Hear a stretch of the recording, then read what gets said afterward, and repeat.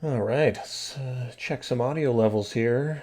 Can people just let me know in the chat if you can like hear stuff? That'll be that's important.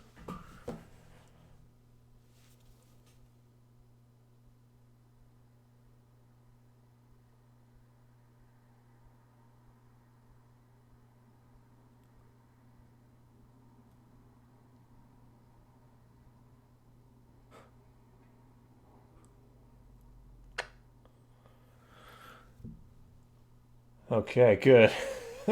Thanks, Zachary. You know what? I just realized there is a pretty big delay, so it's like, oh man, I'm just furiously touching buttons trying to make things work. So it's a wild time. Uh, doo, doo, doo. Yeah, I think there might be like a whole minute of delay. It's pretty long. Oh, you know we're gonna talk about that twerking talent. That's gonna happen. Okay. Okay, let's see if we can poke some buttons here. Boop. Okay, I think this is good. Hopefully things are looking good. Can I speak slowly? I will speak as slowly as I can. This is the normal speaking voice. This is Evan Abrams without EQing his own voice. So that's how stuff goes. If you notice, I'm gonna be like kind of looking down down into the corner. That's where the chat window is relative to the camera. And on this stream, we're also going to be sort of going back and forth into After Effects. So if you have technical questions, we can get into those and do stuff, provided it's not super involved. We can get into stuff. If they are of a more hand wavy nature, then I will answer them by waving my hands at the camera. But without further ado, let's see, there's something else I should mention. There is kind of a delay. So there's about a 1 minute delay from me talking to you hearing. And then there's also a delay. Now, the chat is pretty much live. So I might miss things in the chat. So if your question goes by and I miss it, it's because my eyes aren't everywhere. The chat window is tiny. But I'm going to try to get to as much stuff as I can. And without further ado, the first one that I can see is, am I related to J.J. Abrams? No, I am not. I'm not even remotely related to him. There are actually a lot of Abramses in the world, so this is some Abrams trivia for you. A lot of people who end up with the name Abrams, spelt the way mine is, it could be changing the name Abrams from Abrahams. It's really a Ellis Island Pier 22 kind of situation. So it's and that's that. What do we got up here?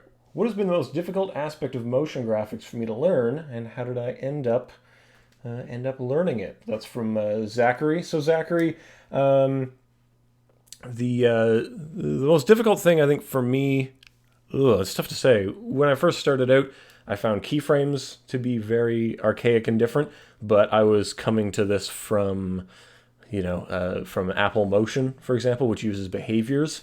Some of the other things that I found kind of difficult for motion graphics in general is the relationship between sort of speed and size and conveying character with speed, or conveying character with different modes of motion and all the little nuances that came into it.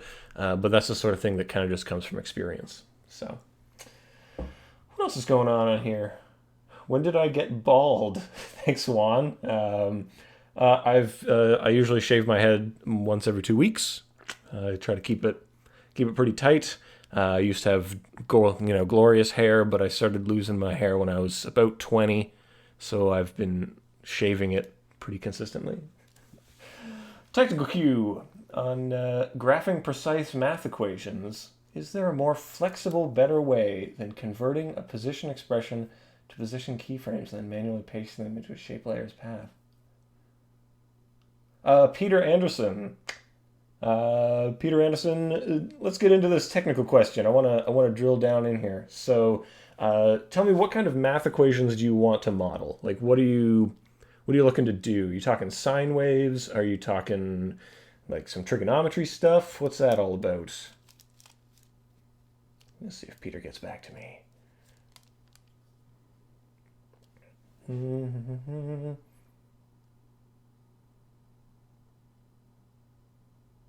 Oh, I see. Peter doesn't seem to be following up. This delay is, I can't really respond to stuff. Okay. Let's see. Boop, boop, boop. 3D element videos, maybe. Okay, let's get into, someone asked about the value graph and the speed graph. So let's touch on that for a little bit.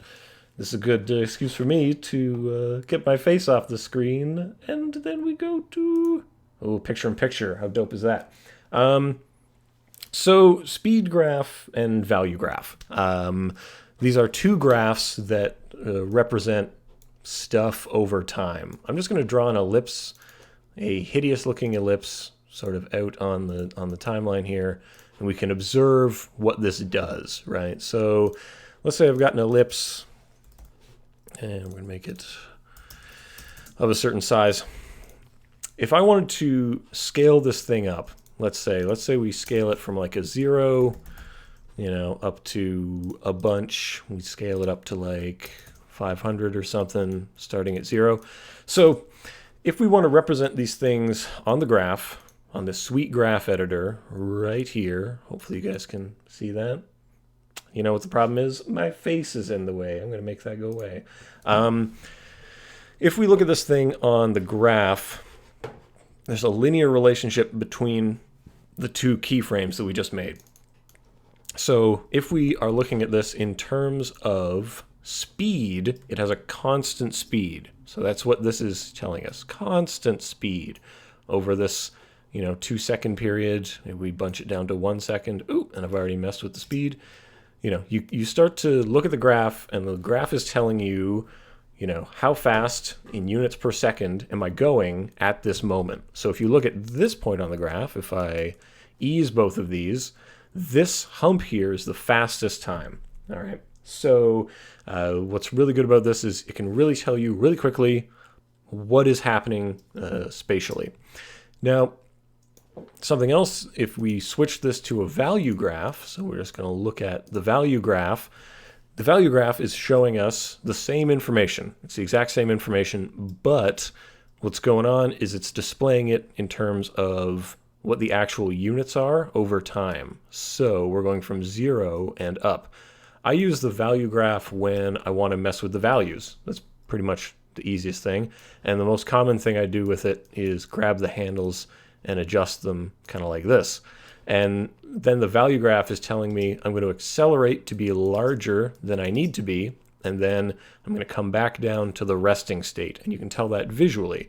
And you can tweak these handles. Some people find this to be very difficult, but once you sort of understand what the graph means and what the handles mean, it gets a little bit easier. Something else I'll say is that sort of mastering what's happening here is very useful.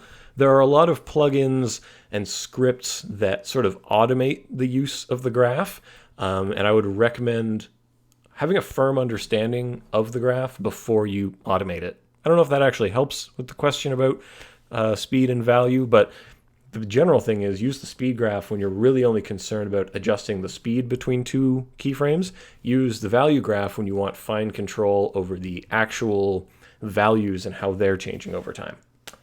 And that is that. What else we got going on here? Can I get rubber hose for free? You're going to need to take that up with the folks at Battle Axe and ask them. I don't know if they have a trial version. They might, but you should ask them. What else is going on here?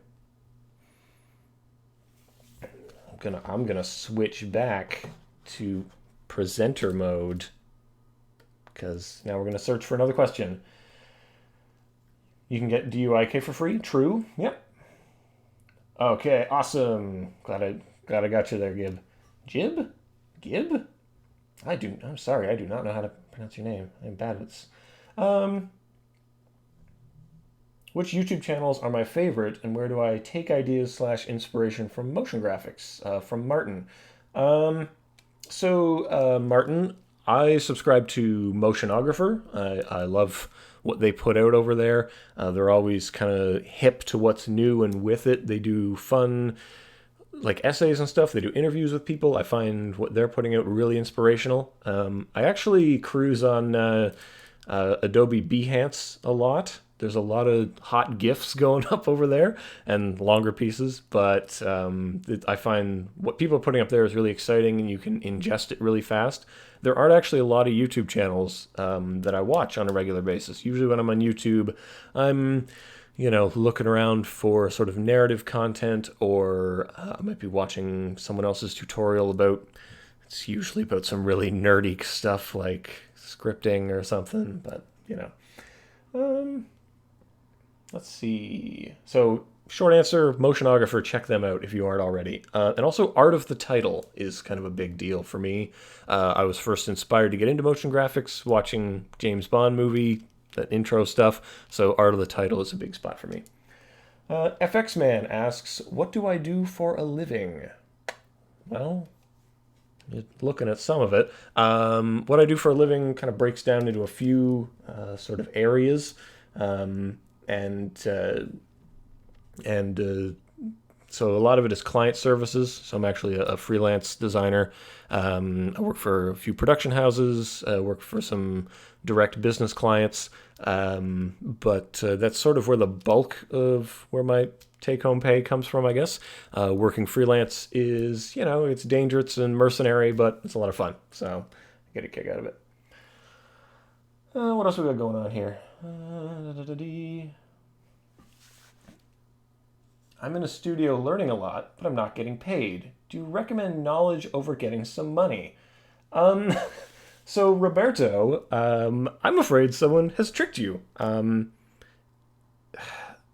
So internship, there's like a culture of internship in design, in the arts. The idea that you will pay your dues by performing labor in some capacity.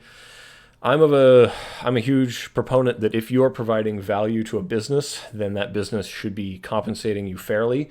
What they're teaching you right now is not only how to work, but also how to accept not being paid. And you should unlearn that. You should instead learn to value yourself, value your time. Knowledge is certainly valuable, but knowledge is something, that's the reason someone hires you. It's because you have the skill to get in the door. There's a lot of places that really like to leverage free intern labor. And I guess that's part of the process too. If you haven't graduated college and that kind of thing, then certainly it's hard to make the case that you should be getting paid. But honestly, it really depends. If the place is good and there's a possibility that this is going to turn into employment, you got to make that value call on your own. So, how do I control my anger over Adobe when it uses only one core for rendering? I go make a sandwich. I do other things while my computer renders. I kind of plan my life around it. Gotta get back to work. Well, thanks for coming out. Something shoddy. It's good to have you out. Let's see. Do you use composition grids? Ooh, that was a bunch. Let's take me as your assistant. Well, it doesn't pay, but... Okay, so, let's see. VFX guy, do not know how to draw. Can it be good? Radio blog... Tirana? Is that how you do that? Is that like from Toronto? So radio blog, if people don't know how to draw, so I got this question actually a while ago where someone asked, if I can't draw, is motion graphics for me? And I'll say that drawing in the traditional sense, like sketching still lifes or like architectural drawing or drafting, these are all pretty high level disciplines. But the ability to sketch out ideas visually and to understand line and shape and form, to understand the principles of design, is more important than the physical act of being able to touch pen to paper and have things come out. Being able to draw will help you win Pictionary, but in the same way, being able to draw will help you to communicate ideas very quickly and very effectively. And I think drawing is a skill that is useful. It's a little bit like it's like a singer should probably also be able to hum, or a runner should probably be able to, to skip and to climb things. These are important. It's important to be able to do some things so that you can do other things, and one definitely really helps the other. Drawing and having more practice drawing and drawing many things really is very helpful. So I would recommend drawing every day, at least an hour a day. How would I make an animated Venn diagram? What's a Venn diagram? VIGN? Venn diagram. Is that Venn diagram, David Whittington? Let's see. This is where I'm... Oh, well, thanks. I like to think I give good answers sometimes. Let's see. What do we got going on? How is my life going? Life's going all right. I'm getting married at the end of the month, so... things are good for me. I'm nailing it. I want to work in Canada. I have to speak English fluently. So Canada's a pretty multilingual country. I'm from Canada. You can probably tell by my outrageous accent. It's a pretty dope gradient. In terms of needing English in Canada, it's definitely helpful. But French is also helpful. People speak English and French here. I would definitely recommend it. It can be helpful just to converse with people and just to have a good time and get along with them. I would say that acquiring work in Canada can be difficult without speaking English. So, thank you. Do I work for any production house? Any that'll pay me. Yeah, I mean, Calgary, Cowtown. Hey, Jeff.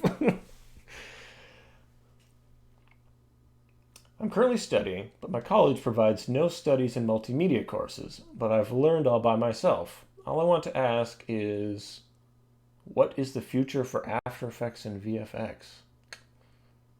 I don't really know what the future is. I think the future is going to be probably a lot of augmented reality, a lot of virtual reality, a lot of plugging computers into your cranial stent. Probably the future is going to be taking food in pill form or injection form. Yeah. Let's see. What made me want to do motion graphics? Again, PK Sam.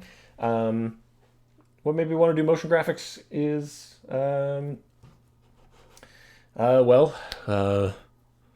originally I wanted to be in film, I wanted to make film and stuff, but on-set work was difficult, lighting is hard, and I still like making beautiful things visually, but I want full control because I'm a crazy person, and that's why I like I like motion graphics a lot better.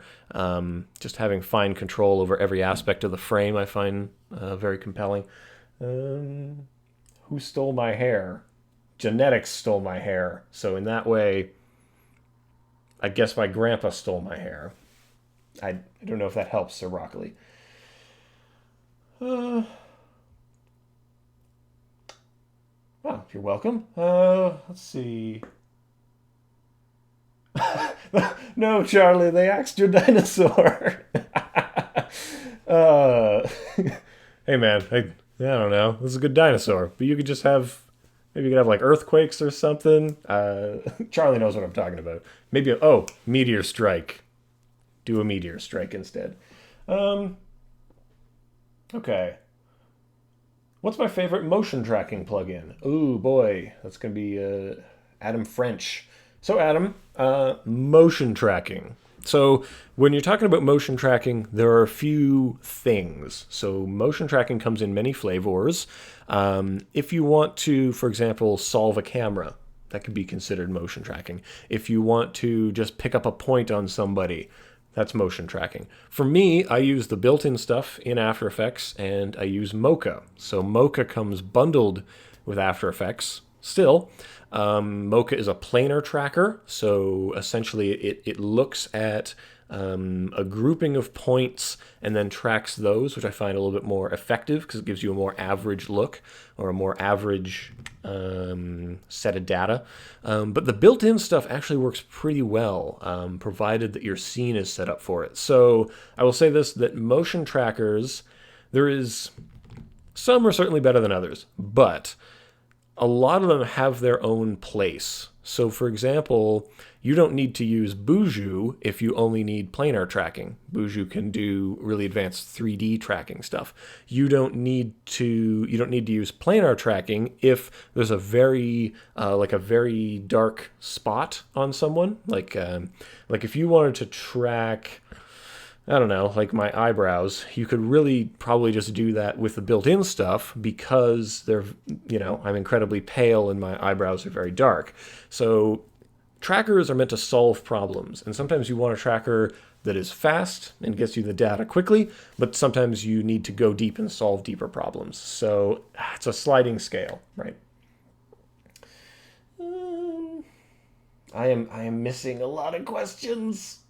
Yes, David, Venn diagrams. So, David, if you check the channel, I've already talked about Venn diagrams. We don't have to talk about it twice.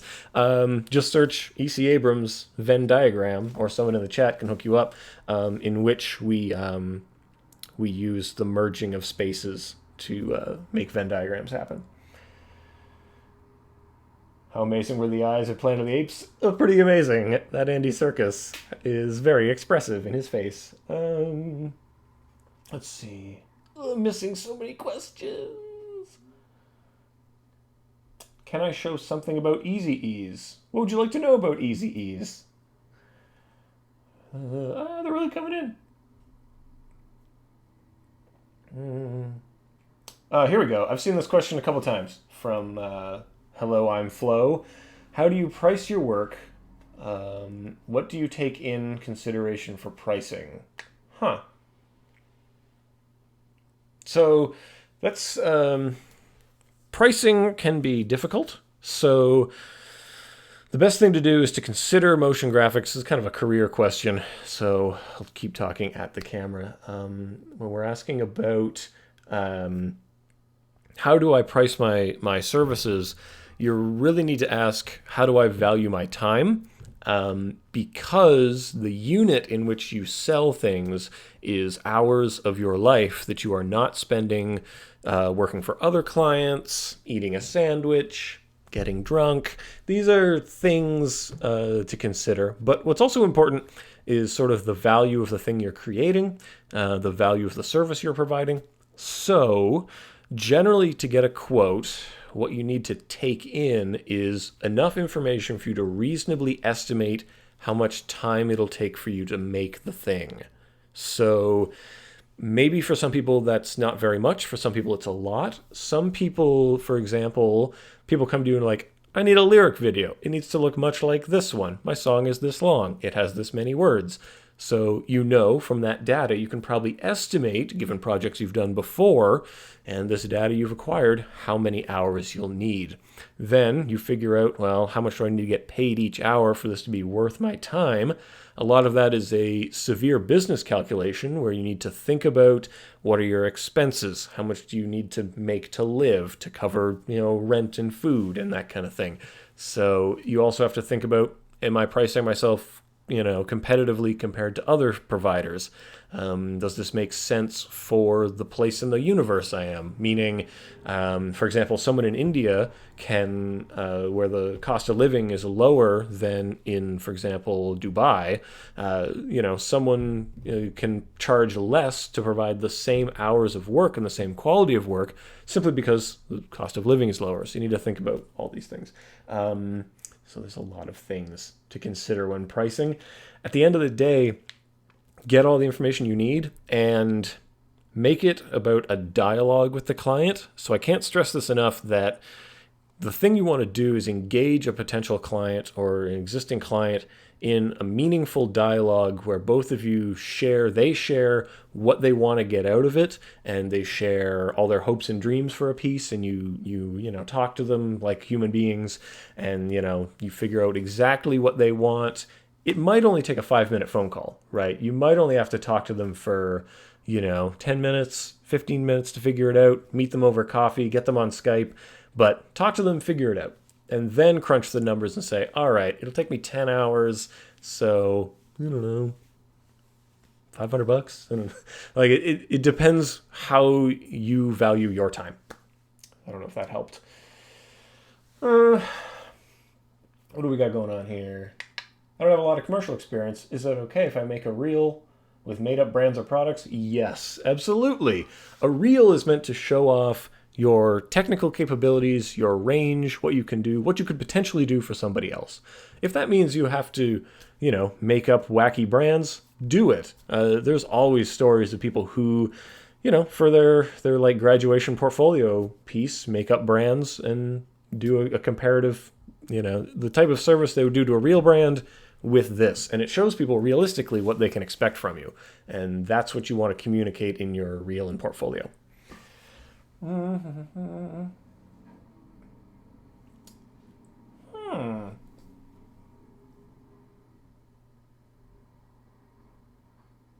I ever worked with a major corporation? Major cooperation? Yes. Yes, I have. I've worked with a few. Head on over to evanabrams.com. Check out the portfolio of work. A lot of the people I work with, I'm under non-disclosure agreements, so I don't get to publish all the nice things that we make. But what are you going to do? Show us unfamiliar shortcuts in After Effects. Unfamiliar shortcuts. That's tough. I don't really know what is unfamiliar to you. I mean, the fun thing about shortcuts is they're usually pretty familiar. If you want the list of all shortcuts, head on over to adobe.com.help, the help section of Adobe. They've got all the shortcuts there. Shortcuts are only useful if they have real utility to you. If it isn't something that you're doing often and you need to replace it with a key command, you don't need a shortcut for that because you're not doing it often. I don't know if that makes sense. How do I store and back up my work? External hard drive. Put it somewhere that it doesn't rain or can't get wet. Yeah.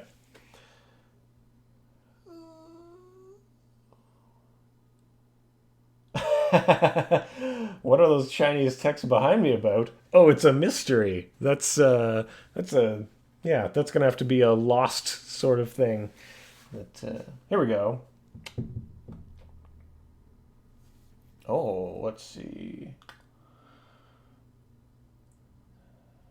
Blender or Maya? Whichever one you can afford. Blender's free. Maya costs a lot of money. I've used both. I don't use either a lot. I'll say that. You learned Blender, but and now it's off the screen. Darn. Hold on, I'm going to scroll and find it. I've learned Blender. Does it have any scope in industry? So it really depends. Like if you're always going to be working on your own computer, your own system, then use whatever program you're most comfortable with. If you're going to be working in someone else's shop on their machine, if you're going to be collaborating with others, then you have to consider exporting things as a .obj object, fairly generic go-between. But I think Cinema 4D is starting to outpace Maya in terms of popularity. Maya has a lot of stuff in there, a lot of stuff. That's actually one of the first ones I learned on, which was a big mistake because there's too much stuff in there sometimes. But they're both. The only answer is it's whatever's right for the person. I don't know. It's tough to say. Like can I take my Blender skills and use them in another 3D application? I think if you're an expert in Blender, it should only take you about a week to get up to speed on using the controls of something else, and then it'd be fine. How do I feel? Kind of tired, I guess. I don't know. I skipped lunch. Where do I find music for my projects? Oh, thanks for Andri? Oh, man, I cannot pronounce anybody's name. I am horrible. Andri? I use a bunch of services for music, but folks that I use, premiumbeat.com, I've been friends with them for a long time. I really enjoy their catalog. I like how they've got it curated, and it helps to be able to organize things by BPM and stuff like that. Other places for projects, like if I'm doing YouTube stuff, I use the YouTube catalog. Trying to think. That's about it, actually. Between the two of them, that really covers all the things I need. Can I be your neighbor? You could be my neighbor if one of my existing neighbors move and you buy their house. I actually really like my neighbor. They make pretty dope animation too, so I like hanging out with them. Oh, you're welcome, Dream Travelers. Keep dreaming. And traveling? What rig would I... Motion graphics...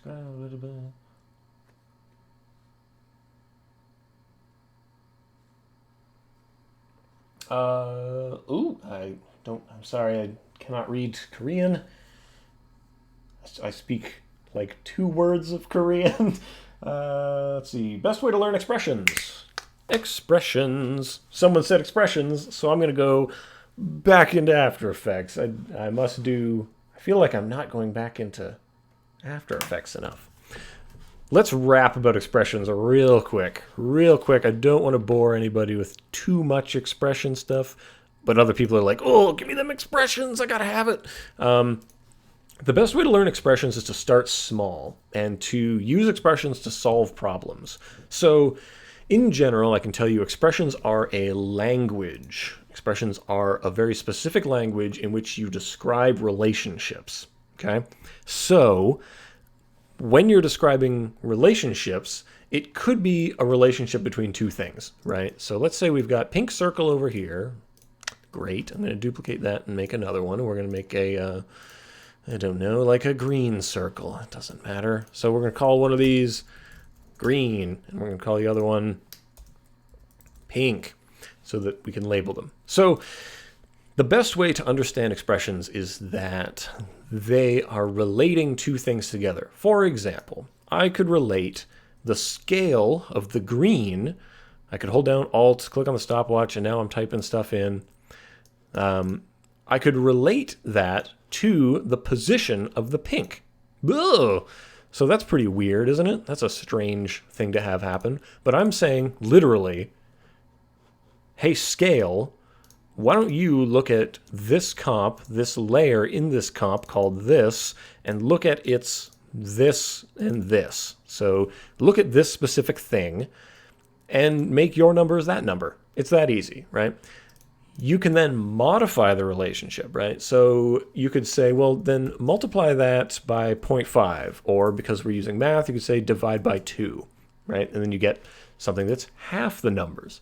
So it's using math to describe relationships. And now if I move this around, that thing changes, right? And we know that because we set it up. In terms of learning expressions and learning what things mean, you kind of have to spend time with it and get into, you know, what does a period mean? What does or a full stop or a decimal point? What does that mean in this context? So what it means is it means sort of within or sub this. So look at this layer, but not just that layer. Get a little bit more specific. Specifically, look at this layer, and specifically about that layer, look at the transform of that layer, and specifically look at the position of that layer. So we've just learned a little bit of the syntax, a little bit of the grammar of this stuff. And expressions really is a language. Because not only can we link 2 things together, we can also just have it do something on its own. We could say, We could say wiggle. This is probably the most basic one everybody uses. Wiggle, and then within the wiggle, this means we're going to define some things about wiggling, which is true for everything. If it's true for wiggle, the wiggle function, it's true for everything. So it's important to know that functions have arguments. Arguments go in brackets. And that's sort of just what it is. And understanding this nomenclature can really help. So wiggle, how much are we wiggling? Let's give it an argument. Once a second, and how much? 50. So now we've described a relationship, not between things, but a relationship of this scale, and we're just modifying this property with this operator. So here's the input value. It's coming at you 100, comma 100, and now wiggle it. And this is a function applied to the property. So in terms of how to keep learning, let's say this is the step you're at, right? I've done this. Well, the next thing to do is build on that knowledge. Take it to the next step. I think that means starting to use variables, starting to use things to control other things. But expressions is a language, right? So the language, just like if you were to learn French or Spanish or Korean, you have to kind of immerse yourself in the language, start with small sentences. I think there should probably be a Duolingo for expressions. I think that'd be pretty funny, but maybe that's an app someone can invent. But starting small, saying simple things like, I don't know, ¿Dónde está la biblioteca? And then you build from there. And that's about what I can say. Why aren't there humble people like me everywhere? Because being vain is awesome. Man. RR Productions. The chat is going by pretty fast. I don't know. Let's see. Yeah, Hani, that's great. That's great advice, actually. So Hani's saying learning JavaScript is helpful, and definitely that's a way to go. So this is kind of based on Java. I don't think it has all of the same functions, so it's kind of like a pared down Java. They're both object-based languages. They're both incredibly similar. You'll notice a lot of the functions are the same between them. So I would definitely recommend, if you're interested in purely learning a language like that, learn some Java. That's right, then search for Dan Ebert. That's good.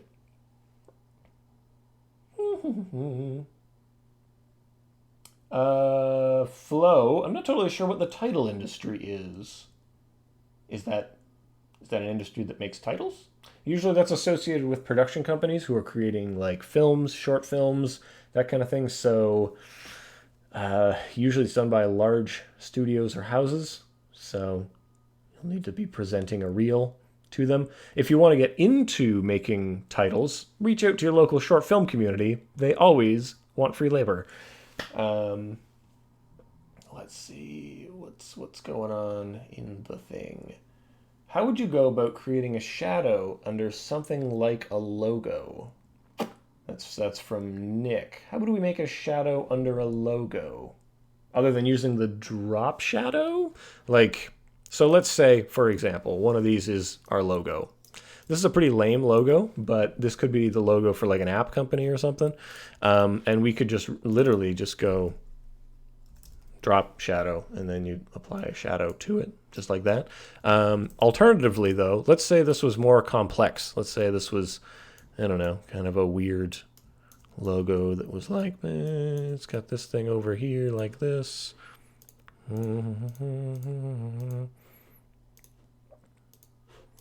Maybe, this has got like a hole in it. Turn this off like it is. Boop. Yeah, we're not yet at app level garbage, but we will be. Don't worry, we're getting there. Let's say this is a logo. I'm getting there. We're getting there.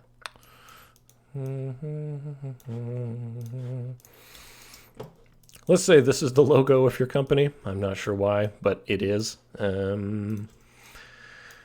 And let's say the logo for your company was fairly complex and it had a lot of things going on. You could take these, you could pre-compose them, call this logo comp. And whether your logo is full of a bunch of stuff, it's got a bunch of other things going on, you could then duplicate that comp that is full of stuff, and you want to make a shadow out of that. Well, then we've got basically two things that are the same. We use the one that's in the bottom and go like fill, and we just fill this up with blackness. And then, we just take the opacity way down like that and just move it like so. And you can even scale it or whatever if you want. And then you can go like rock some Gaussian blur on that, like that. And if we have a new solid behind there somewhere, boop, then that's what you got. Something like that. I don't know. But now we've created a shadow that's going to do all the things that this thing is doing. One of the fun things about this method you could also do is you could make this sort of three-dimensional. That could be fun. Be like, hey, it's 3D now. And then we just kind of rotate it. Not like that. Like it is. Boop. Boop. Meow. Meow. Even more blurry. And then we've got a shadow that's going to do exactly what that comp is doing, but there it is. Anyway, that's some basic stuff. That's the kind of quick thing you can do when you're live. What else we got going on? Ooh, someone's asking about shape layers. Can a college help you in the long run as a designer? Yes, college can help you. The 3D thing was what you were looking for. Okay, so let's go back and talk about this college thing. Are any of you currently in a design college or in a design program? Just shout it out in the chat. I use rubber hose and DUIK, both solve different problems. But college. So if you were at a point in your life and you're considering going to college, or you're considering not going to college, I'm going to tell you right now, going to college is better than not going to college. College is fun. College is a place where you get to meet and mingle with other people who are doing the same thing as you. It's where you meet attractive people who are not from your hometown. It's where you get to live outside of your parents' house and really turn into a totally different person. It's where you can go by your middle name instead of your first name. It's where you can adopt a fake accent for about a year and then drop it and no one will notice. College is good. In terms of college or university in regards to a career path, I think college and university can help you discover if that's a career path you want to go on. In many ways, college opens up things that you wouldn't otherwise get. For example, co-op programs or internship programs, or it can expose you to a lot of sort of industry people who are looking at that space. There are places that hire folks, hey, you went to this really tough college, so we know you can pass these tests. We know you can perform under pressure. College also kind of helps you, or it should help you, and if your college isn't doing this, shame, but college should be preparing you to create a body of work and in sort of a systematic way to ensure that you have the skills you need to be competitive in the workforce. You can acquire those skills on your own. I certainly acquired most of my technical abilities on my own. A lot of my theoretical stuff, though, I did go to university for. But if you're thinking, do I want to go to college? Do I not want to go to college? There are other methods like online learning. Like you can just watch all the YouTube videos. You can just start working, just start making works, which is definitely helpful. Some folks look at motion design, motion graphics, the creative fields like a trade. And in a trade, it's more important that you start working and you start doing the thing you intend to do. I don't know if that helps. Good, yeah. So anything that's going to help you with placement, that's going to give you sort of career stuff. Something else I'll say about college is colleges ask you to perform under a time restraint. You've got this project. It's due in 2 weeks. Work with these 4 people. You get to find out what it would be like to do the job when you haven't done the job yet, which I think is kind of important. That it's kind of a low pressure situation. I will say, though, that the cost of college is really prohibitive. I'm trying to not cuss on this live stream so that I don't have to censor it. But college is expensive, man. Like, if you're not on scholarship, if you don't have financial assistance, if you aren't like me and really enjoy working at the local paper mill, then it can be difficult to afford going to college or university. So you got to, and then the kind of salary you get afterwards, you're going to be paying off that debt for a while, but that's a life problem. What's my educational background? I went to university for a communication degree. I originally started in philosophy. That was a mistake, but what are you going to do?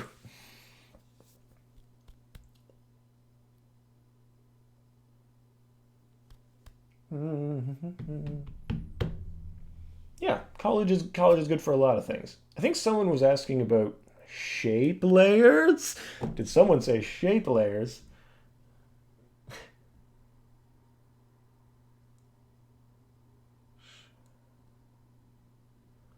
How do you price per hours? Yeah, I think we covered that. We're flying liquid blobs with effects. I don't have time at work to animate by hand. Yeah, Echo and Matte Choker would get you close. Using particles, do that.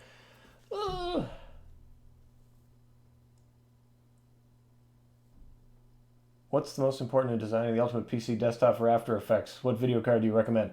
Barry Phillips. I see you, Barry. So, Barry, when it comes to designing a Computron, there's only one thing I know. Is that one day it'll be obsolete, and that day is as soon as you turn it on. When it comes to things like video cards, and specifically where After Effects meets video cards, After Effects has like a list of video cards, a specific list on their website under system requirements. You should check that out if you're thinking, oh, I'm going to build a new Computron. Is my video card going to be supported? Answer is check the list. But in terms of specs, RAM is still crucial to the function of After Effects. It's moving more and more things towards the processor. It's moving more things into the video card. So multi-core, important. Many cores, that can be good.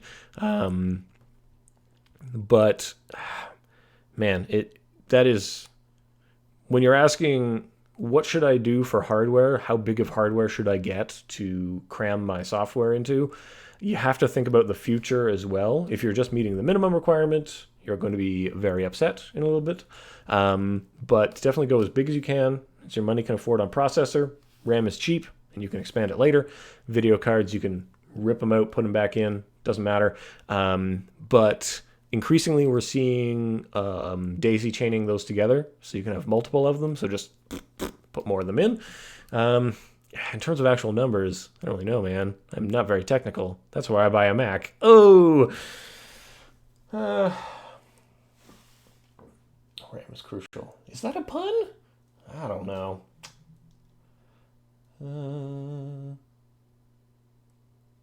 Detroit game. Okay, so now I'm staring at the chat. We got some dead air. I'm going to drink some of this.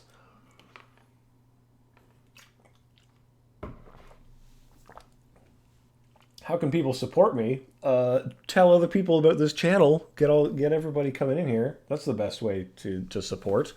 And then someday I'll just, do something. Doing frame-by-frame animations in After Effects. Any good tips or good presettings? Daniel Wendell, I'm calling you out, and we are going back to the boards. Back to the desktop. Doing things frame by frame. There's a lot of ways to do that. If you were in a program like, let's say Harmony's Toon Boom, if you were in Flash, until Flash is destroyed in 2020, you could turn on onion skinning. Onion skinning is the method by which you compare old frames to other frames. So let's say, for example, I were to make a shape. Cool shape. That's a stupid shape, but I made it, and it's mine. Let's say I make this shape, and I want to animate it frame by frame, and I'm going to alter its path frame by frame, right?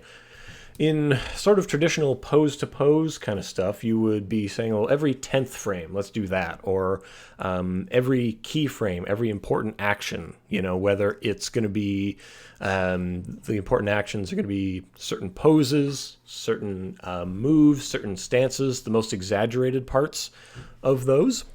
Now, if I were to say, go from this frame, and then on the next frame, I feel like, you know, this is going to be moving that way, this is going to be moving this way maybe, and the thing's going to be like coming down a little bit. I don't know, because you're also going to want to maybe get your position going on this stuff.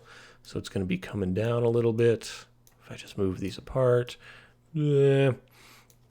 So the question is, if we want to make frame by frame changes, if we want to work in a frame by frame way, how do we do that? How do we achieve the onion skinning that we are missing? The feature set that is kind of important to understand where this thing was the frame before, where is it going to be next frame? So what I like to do is just drop a new adjustment layer on here, sweet adjustment layer, and then I use what's called an echo. So we just drop the echo effect on there. And, you know, you can tweak this to say, you know, how many echoes, which will say how far back in time we're going. And the echo time in seconds, you just need to set that to be negative 1 divided by 24 in this case, because I think we're at 24 frames a second. So boop, boop, beep, boop, beep, boop. So this adjustment layer is creating the onion skinning that we were looking for. Now you can have the echo operator be, you know, screen or blend or whatever you want, you know, all these things. Composite in back, get a little decay on there. So now you got that going on. Starting intensity, bring that down. Boop, boop. So now you've got that going on, or maybe the decay is like 1, so you've always got those onion skins. But if you want to use this as a preset, then just save it as a preset, you know. You just, is it this one? No. I can never remember where the freaking preset is. I do this so rarely. Someone in the chat tell people how to save presets, because I don't remember. But the point is that you can save things as a preset. I'm really having a brain fart on this. So hard it hurts. But yeah, so this way of onion skinning should help you out if you want to make little tweaks, because then you can say, oh, here's where it was a couple frames ago. Let me just go in there and change some stuff, and you can increase this number of echoes if you want, so that when you're coming in here, you grab this path and you're like, all right, I'm gonna just change this up as it sort of flattens. It's gonna flatten out when it hits the ground here, I guess, like that. So it's kind of like that. And then you can just toggle this layer off. That's really brutal. That's bad. But anyway, what are you going to do? It's all live and it's very quickly. Let's see. Does that answer the question about onion skinning? We're gonna stop looking at this horrible thing and we're gonna go back to this. I just keep hitting this microphone arm. It's the worst. I can take a drink of water here. You can watch that.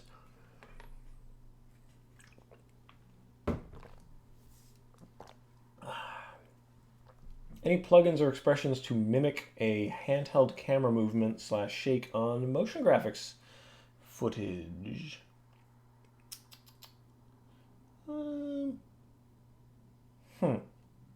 So I usually use the wiggle. You can use the wiggle to make that happen. Just drop a wiggle on some stuff. And how else would I do it? That'd be about it. But someone's asking about banding. Why don't you do ASMR? Oh, thank you. Now we're going to crinkle some paper. This is only for the ASMR. Only for the ASMR enthusiasts out there. We're gonna stop doing that. Okay. So Jeff's asking about banding, and Bill keeps asking about something called Detroit. I'm not familiar with what Detroit becoming human is, but banding. Banding we can do. So banding, let me just make some banding happen real quick. And this example is going to be really bad. Like, the problem is that we're like encoding this through a stream, so the bit rate is going to be lower. So I think even if I fix the banding, you're still going to see it, but I don't know. But we're going to try. We're going to, hopefully the quality holds and we can see what I'm talking about. So let's get into banding. Let's join a band. The easiest way to cause banding, we're just going to make a new solid. Doesn't matter because we're going to fill it over with a gradient. Grab the gradient ramp. Boop. Get this gradient ramp out there. And all we have to do is adjust these things to be close to each other. So, kind of like it is. Kind of like it at. And I think you can already start to see the banding happening. Maybe. I don't think it's super apparent. But banding is caused when oh yeah, now I hope you can see it. Banding is caused when things are, you can see the separation. Now, what you can do is you can increase your depth from 8 bits per channel to 32. That could be helpful because that'll let you really leverage the 32-bit effects so that's not happening. But something else that you can do is throw some chum in the water and use the scatter here. Man, why are we not? So what scatter is doing is putting these little flecks in here, getting all these nice little flecks in there. It's basically throwing noise in there, and this noise will break up the banding, breaks up the band. So that's one way to do it, is by inducing noise in there. So if the bitrate thing doesn't help, then the noise thing. If you need to sort of add noise over top of things, there are various noise-related effects. You could drop a noise HLS on there. Just a little bit of noise will reduce the appearance of banding, increasing the bits. Get the banding going. Banding is also caused by compression. So essentially banding is, I need to display this full, beautiful range of colors, but I've only got 4 of them. Sorry. So it's literally applying like a posterize effect to your work. I mean, I've gotten around it by just avoiding gradients altogether and just saying how gauche they are and not using them. But that's definitely a problem, is when things are getting compressed. So if you need to compress things, if file size is an issue for you, then I would definitely recommend limiting your color palette so that there's not that many colors going around. I don't know. Is that helping? I'm not sure.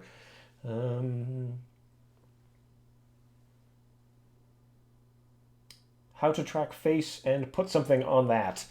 You can always track a face using the After Effects face tracker. We've got a built-in one, so that one works. Also using a planar tracker around the face. The most useful part of the face, we got the eyes and the nose, so you could do a track based on the nose, which could be helpful.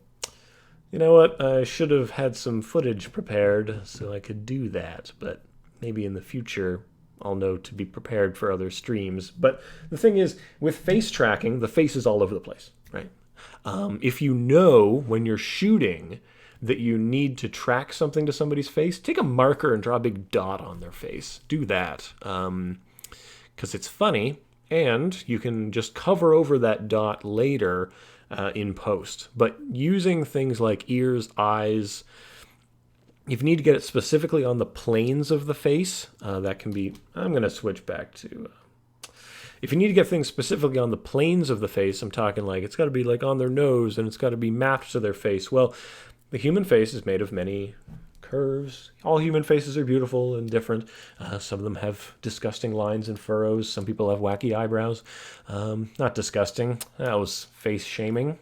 Bad. But the point is that human faces are complex. And if you're going to use perhaps a real 3D tracking solution, something like a Buju will get you there. You'll have to compare what 3D tracking solutions work for you. If you can get away with a 2D tracking solution, you know, you got your Mochas, you got your built-in trackings. Just use the tracker. I would recommend using the eyes, because the eyes usually pretty open. Using the nose is usually helpful because people have these holes in their nose that make a nice shadow spot, but sometimes those go away when you move your head. But if you need to track the face, use those points. Now, in terms of what you use that data for, you can get position, rotation, and scale data out of that, which is planar stuff with the built-in. If you use Mocha, you can use that planar information to get kind of a 3D thing out of it. So maybe that'll help. I don't know if that was helpful. I feel that's rambling. And my throat is so dry, so I'm going to drink some water while I read some questions.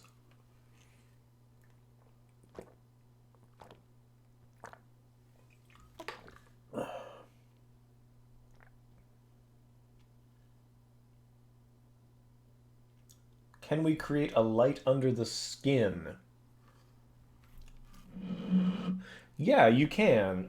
Just remember, you're not putting light under skin. You're simulating the appearance of a light being under the skin. I mean, you could do that by just adding a white solid and then setting its blending mode, right? So, and then how much is it affecting each thing? Well, you could use the face as like a matte layer to say, oh, well, we're going to see more of this, we're going to see less of that. That means if you're using it as a Luma matte, for example, the dark lines, like this line here would be dark. My eyebrows are darker, but this would be darker than over here. So this would be more see-through than this. So if you had like an orangey white circle back there, that would do it. That would do it. Or do you mean like light projecting from a face? That sounds horrifying. What is Mocha? David, Mocha is the planar tracker that comes free with every version of After Effects. Open it up and enjoy it.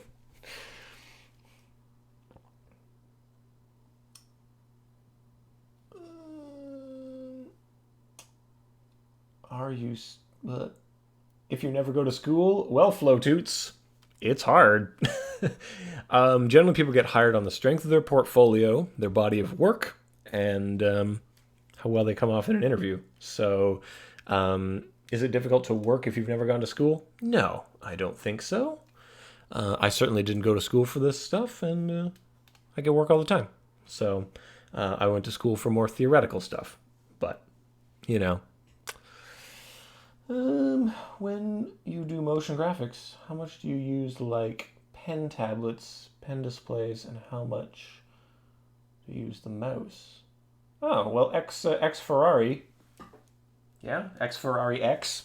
I use the pen tablet, which you can see me poking sometimes, because that's where I've put the controls for this stream.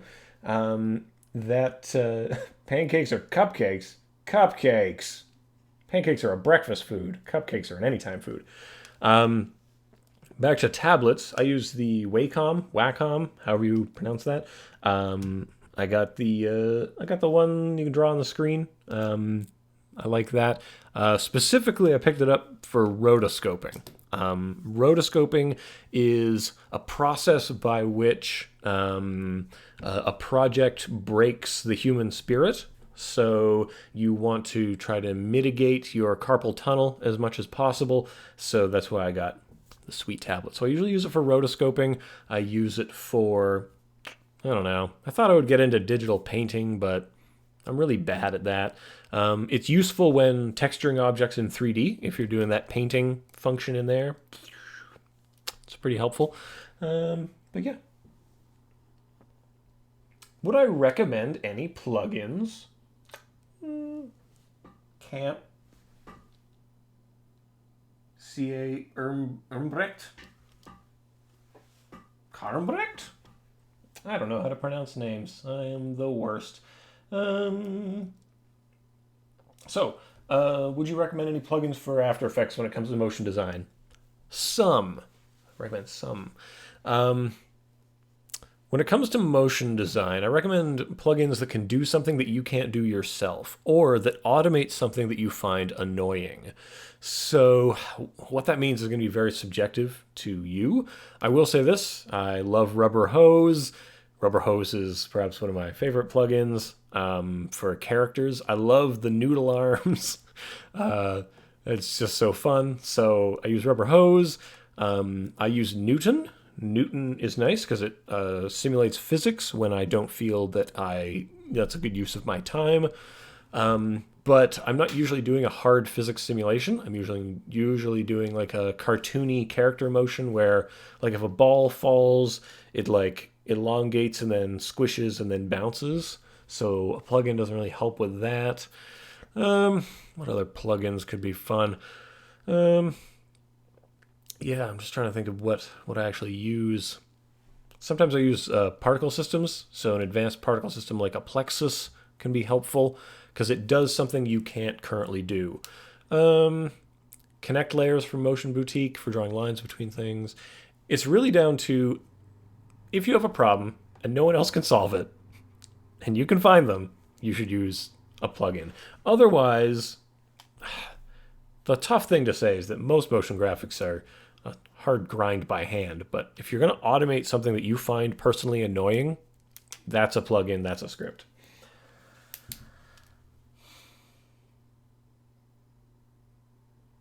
DUIK question mark.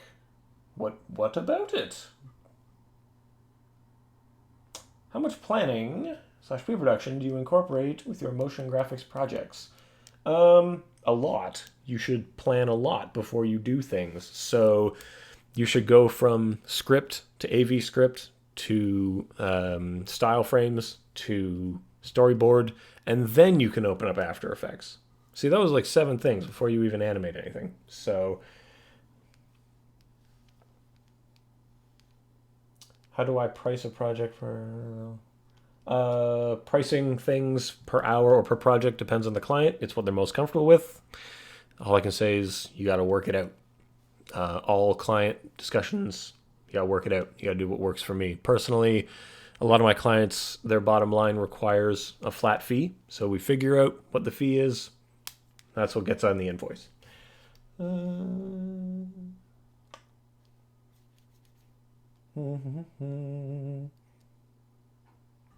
Yeah, DUI key is a plugin for character animation. It's true. It's pretty good. It does stuff. I think it's also free. Check it out.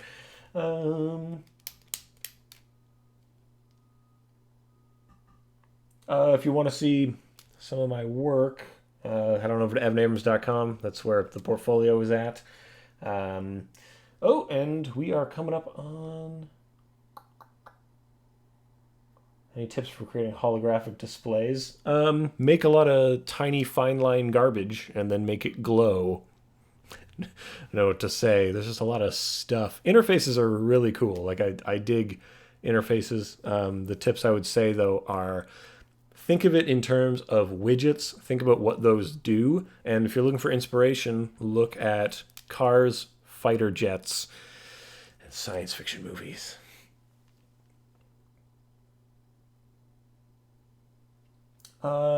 Andrew Jacques, do clients generally allow you to put the project you do on a portfolio website? No, they don't. That's because a lot of my clients are production companies, so it goes on their portfolio. I don't mind that. I'm not precious about the things I create. I create things to achieve goals for my clients. And if at the end of the day they're happy, then I'm happy. So, yeah. Best particle system. Short answer is there is no best. Unless you really mean Bet's particle system. Jeff Merkel. But I would say the best one is the one that achieves the look you want. So sometimes you need fire, so you're gonna, use something that's more realistic. You might be using particular for that. You might need some smoke. Again, I think that's probably a particular move, but there are a lot of different particle systems out there, and even opening up Cinema 4D and using its particle system because of some of the fun things it can do. Or using Element. I guess Element is technically a particle system, or it has a particle feature in there. So there's a lot. The thing is that the particle system has to achieve what you want to achieve. Without knowing what you want to achieve, I can't tell you if it's the best one. That's the diplomatic answer. Ever done frame-by-frame animation in After Effects? Yes, I don't recommend it. How do you make fractal animation? What do you mean by fractal animation?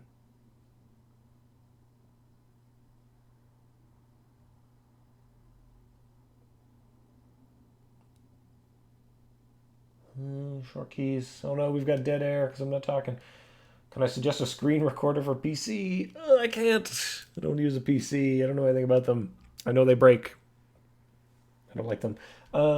Do I use Cinema 4D? Sometimes, and not a lot. That's something that personally, for me, I'd like to improve about myself. So it's definitely something that I'm looking to do more of. Linear workflow. What do I have to do first? Do I have any pets?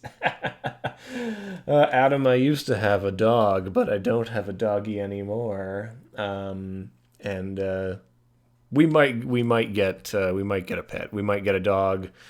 My fiance Sandra really wants a cat. I don't want that on my keyboard because I work from home and it would want to be on my keyboard. So I don't want that. Max Break 2, everything breaks. The universe is falling apart. I'm breaking even as we're speaking. But I'll say this. I owned a Mac for 10 years, and I ran it into the ground in the last month. But it was 10 years with no crashes. So that's my experience. Other people have different experiences.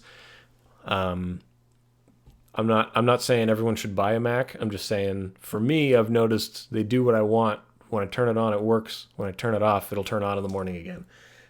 Not something I've always had with PCs, I'll be honest. I go to sleep and some gremlins rip the wires out.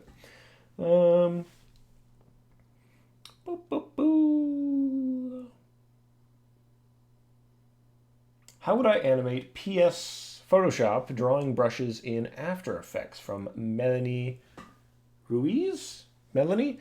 So, the working between Photoshop and After Effects. That's a fun thing to do. I wish I had a project I could just jump right into. It could take a little while. And we don't have a lot of time. I'll say this, Melanie. No matter what it is, no matter what the thing is, we're going to jump back in real quick to the desktop. Animating brushes from Photoshop, you're essentially creating a picture, right? You're creating an image in there. So, maybe I can do this real fast. I do not know. I'm going to try. We're going to try to do things quickly. Now you get to watch something loading. Who's JK? Yeah, you burnt. I look like the opposite of Voldemort. Oh, that's so sweet. Voldemort, yeah, my favorite monster, I guess. I don't know. Beep, beep, boop, boop, boo. I don't know what size to make. Oh, God. Guys, live TV is falling apart in our hands. It's not good. Okay, so we're going to do the old brushies. Frig, there's got to be a nice brush in here. How about this brushy? So that's pretty good. Look, I did it. I made a brush stroke. It sucks, but I made it. So we're going to take this. Okay. We are going to save it. We're going to save it. Save it in the documents. I'll find it. It's called Untitled 1. I'm going to find that. Trust me. Boop, boop, boop. And we're going to Documents again. And we're going to open this.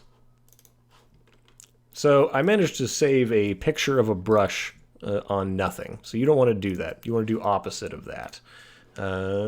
So if you make a layer and then you make your brush, and you get your brush out, whee, let's say that's the brush that you do.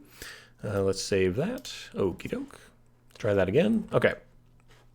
So let's say this is what you got. You're going to put it into a new composition, and you want this to paint on, right? You want it to paint on kind of like it's painting, right? There are many ways to do this. One of the easiest ways to do it, the cheapest way to do it, is to surround this thing with a mask. Whee, I'm surrounding you. Like this. I probably put way too many points. You can't see that mask, I'm afraid. Now you can. And then animate that mask. So we're going to say that that's what's going to happen at the end. So in the end, it'll look like that. Whoop. Moving in. And before that, it should look kind of like this, maybe. And before that time, it should look like this. Oh, but not like that. These should come down here. This should come down here. This should be like that. And before that time, it should be like this. Like that. And before that time, it should be like this. And before that time, it should be like this. And before that time, it should be like this. And because these hard edges are not nice, but you can kind of see what we're doing, you can feather them. You could feather the edges, which could be nice. Feather it like that. So then it's kind of coming on like so. I know ideally what you want is to have this brush shape be the front of it, right? So that would make the most sense for what we're doing. So kind of it should be like a hard edge. It should be this shape. You can actually animate stuff inside here, inside Photoshop. Ooh, ow, I just burped and it hurt. But what you could do is you could use this shape. You could make that kind of a shape. All right. Ah. Damn it. Okay. You could use this kind of a shape to kind of define what's going on here. So we're running out of time. We got about 15 minutes. And then we're going to shut this bad boy down. But if you make like a tube, so instead of using a path, instead of using a mask, let's not use a mask. Let's delete the mask. We'll use an alpha layer instead. All right. And that alpha layer is going to have a stroke like this. And it kind of matches. I would actually kind of recommend, if you want to do this kind of thing, do your stroke in Illustrator. So you can just copy and paste the path in here. You get this stroke going on. You make it like, that's fat enough. That'll do it. Let's change the stroke to be rounded cap, sure. And then we just add a trim paths, adding the trim paths. This is the end of the trim paths. Out here, and the start of the trim paths is like this. So now we've got this sort of hard edge coming in. Okay, with me so far? And then this thing here, we want it to use this as a track mat. So now it's a hard edge. Pretty good. But it's so smooth. We don't want that smoothness. So what we're going to do is we're going to roughen the edges of that smoothness. We're going to rough you up. And yes, it's giving me a warning, but you know, border, make the border bigger, make the sharpness, sharpen it up a little bit. I used a pretty pixelated brush there, didn't I? Oh well.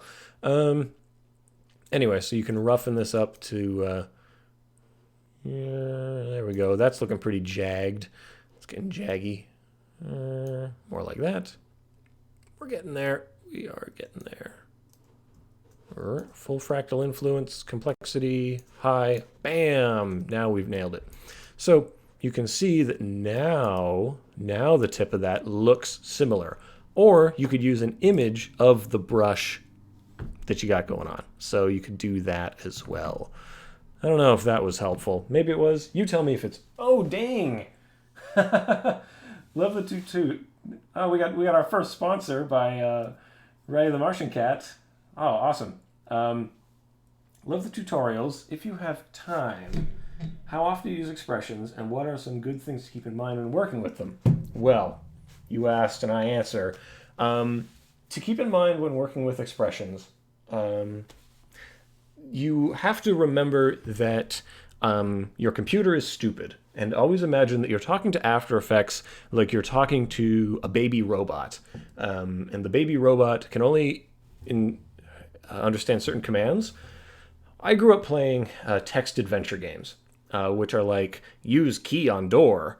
And then it's like, I don't see any keys. I'm like, oh, God damn it. Equip key. Use key on door. So, that's the sort of methodology I was used to. And so the thing is, when you're working with expressions in this way, you have to always remember that the syntax is important, and the grammar is important, and the spelling is important, and that the computer will always tell you when it doesn't know what's up. But trying to think, some good things to keep in mind when working with them. They do exactly what they say. That's probably the best thing to put down about them. And another thing that you should know when you're working with expressions is you are probably not the first one to have this problem, or to have the exact problem you're having. When you're looking at your stuff, you're like, oh, why isn't it working? You're not the first one to have that problem. So I would recommend always just to remember that you can go on, a place I always go is Creative Cow. If your expression is falling flat and you're like, why isn't it achieving what I want? Definitely check there and just search stopwatch text expression After Effects. Someone has been thinking about that. Someone has been doing it. Does that help? Any follow-up questions on that big one? Just let me know, and we'll jump back into it. Baby robots sound adorable. Oh, they're adorable until they're ripping up your house and making other baby robots with your microwave. How do I feel about pulling an all-nighter to meet a deadline? Bad. I don't know. I think anybody feels good about it. I try to structure my life to never do that. So it's important. Time management is key on projects. Never leave things till the last minute.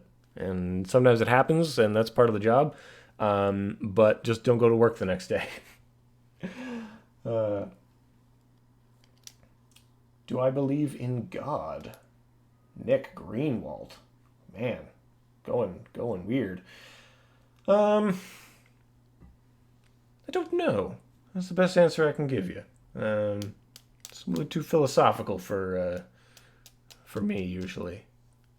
What step-by-step path of learning do you suggest for a self-taught junior motion graphics designer who wants to master his skills? Example, Mattia, a step-by-step approach that I would recommend. Oh boy, this is tough. I would definitely start with some of the core concepts. And some of the core concepts are things like keyframes. What does it mean to keyframe? What does it mean? What does it mean to interpolate keyframes? Keyframing is a key concept, pun intended, and it's essential because you'll understand so much about After Effects is I have this, I want to change it to this, or I'm watching a video and I want to see this do this. So at its barest, you could bring in a picture and move it around. That means you need to import something, change its position keyframe. And understanding how keyframes work is probably step number one. And part of that, though, is also understanding how properties work, to understand that every layer has properties, and many layers have the same, and all properties are created equal. What's my favorite liquor? Oh, man, Nick, my favorite liquor is Captain Bligh rum from St. Vincent and the Grenadines. If you're ever in St. Vincent and the Grenadines, get Captain Bligh rum. That's a free plug. They don't even have to pay me to say that. Boo. I saw a good question and then I missed it. How do I deal with the frustration of not being able to crack a particular design solution, or generally feeling blocked? Ooh, that's a bad feeling. It's a bad feeling. I go for a run. I leave the house. I go hit a punching bag in the basement. Creative blocks, I don't know. I don't get them that often. I really like to take the NASA approach, work the problem. If the solution isn't working out, go back to the problem, and just keep working at it. The thing is that sometimes you have to strip away the artifice and to strip away all of the things that you've been doing and throw it all out and start over from a different perspective and try to think about things methodologically before you start thinking about them design-wise.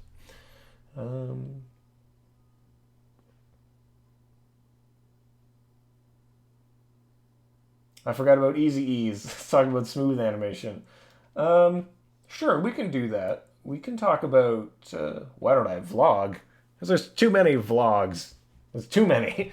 But let's talk about smooth motion. We're going to talk about smooth motion. That'll bring us to, an hour and a half of doing this. So let's get smooth. That's a Carlos Santana song for those of you who are as old as me. So let's smooth it up. Smoothly. We're going to do things smooth. We're going to make a thing. And that thing's going to be like a triangle or something. I like triangles. They're the best shape. Smooth motion. Let's talk about smooth motion. So let's change this thing's position. It's going to go from over here to over here. Okay? It's doing it. That sucks, right? I think everyone on the chat can agree that that's not good. Let's duplicate this, though. I'm going to change its anchor point. So the anchor point is changed just so they're in different spots. Position values are entirely the same. I smooth them. I easy ease them. I hit F9. They're eased. What does that mean? Well, you can visually see what that means. Fast. They get there at the same time. How they get there is different. Let's do it again. Let's duplicate this, change the anchor point, going the other way. And now this one I'm going to play with myself. Never mind. So we go to the graph. Let's take it to the graph. Let's look at the speed graph. What does this mean? What have we been doing? So, drop it on the floor. So, looking at this graph, when you start playing with these influence handles, you're going to see that this makes sense. I'm promising you this will make sense. I'm dragging this influence handle, and you can see that it's now going very fast and then slowing, right? So if you want things to be smooth, you need your graph to be like this. That's kind of important, and an understanding of how people feel about certain types of motion. So let's say this isn't the final spot. This isn't where they're ending up. They got to go somewhere else next. So they're all going to then go back to the middle. They're all going to go into the middle. Like that. So the linear one is still doing its linear thing. Bump, bump. This eased one, you're the eased one, right? It's still doing its eased thing. Ease. So it's kind of like bumping, though, right? It's like, hey, I'm going over here. Now I'm going over here. This guy is darting around. It's whining and darting.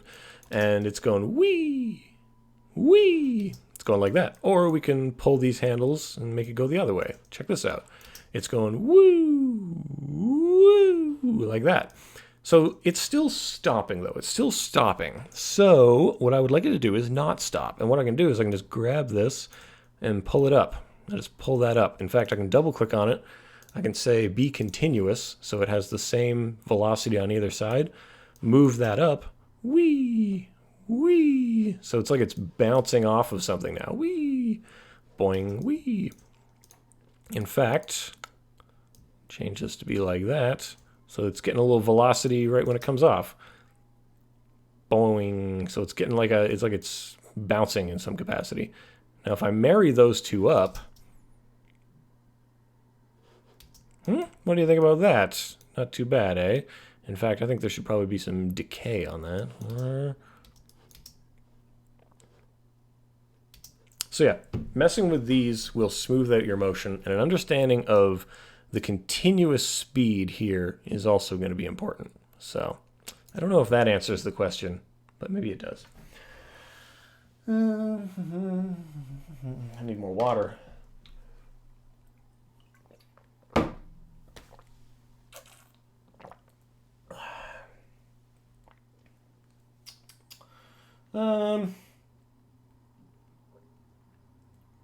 Can you make it for your fans can call you and ask questions? I actually don't know what technology I would use for that. I don't know. How would you do a call-in show on YouTube? If anybody finds out, email me.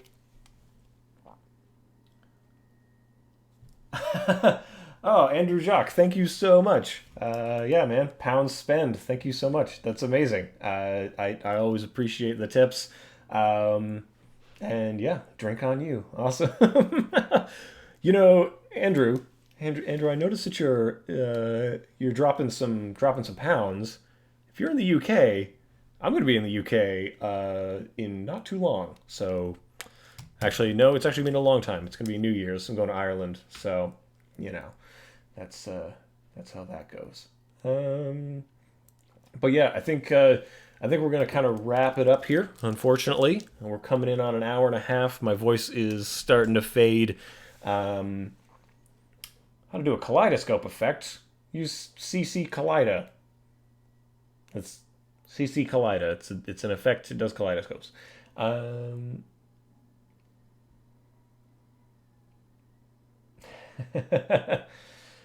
kind of craft is expected at my level? You can coast and get away with.